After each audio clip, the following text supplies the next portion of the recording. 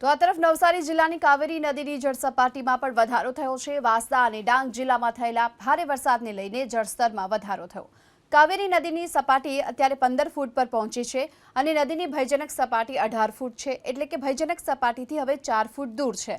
જો કાવેરી નદીની જળસપાટી વધે તો દેસરા વિસ્તારમાં આવેલા ઘરોમાં પાણી ઘૂસી જશે અને આ સાથોસાથ ઘરવખરીને પણ હાલ તો નુકસાન પહોંચ્યું છે। મકાનોમાં પાણી ભરાવાની સમસ્યાને લઈ પાલિકાના કર્મચારીઓ પણ દોડતા થયા છે।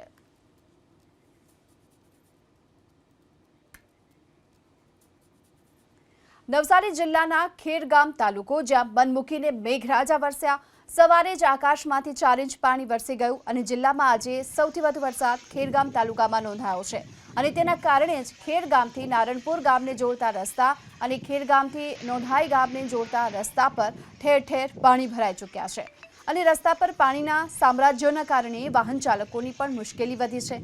ખેરગામ તાલુકામાં સિઝનનો રેકોર્ડ બ્રેક 67 ઇંચ વરસાદ નોંધાયો છે।